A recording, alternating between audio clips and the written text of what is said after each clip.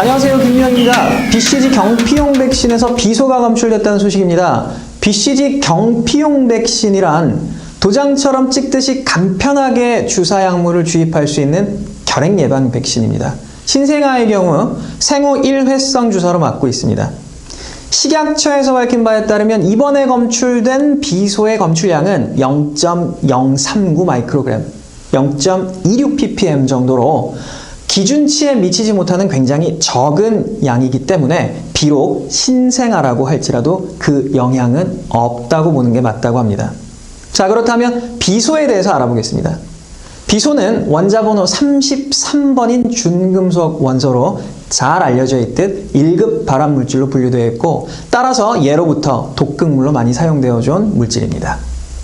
순수한 비소의 경우에는 독성이 나타나질 않지만 대부분의 비소 화합물, 백색 비소와 같은 경우에는 굉장히 강한 독성을 나타내고 있습니다. 무색, 무취, 약간의 단맛이 나는 특성 때문에 예로부터 그 가격이 매우 비싸게 형성되어 있는 편이었고, 주로 고위층 인사의 처형에 사용되어져 왔습니다. 우리나라의 경우 연산군의 어머니 패비윤 씨 처형에 사용된 것으로 알려져 있습니다.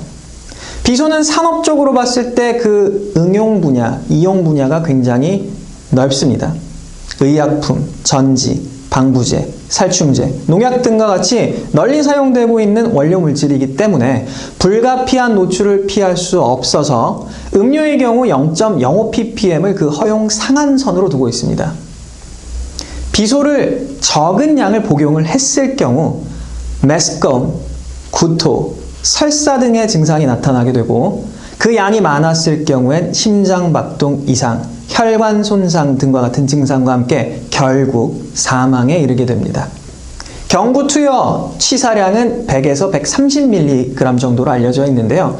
사실 이 비소 독극물 같은 경우에는 그런 경구투여량보다는 적은 양이더라도 지속적인 노출에 의한 축적된 중독성을 더 중하게 보기 때문에 적은 양의 비소에 노출됐을 경우 수족발진 등의 증상이 나타나게 되고요.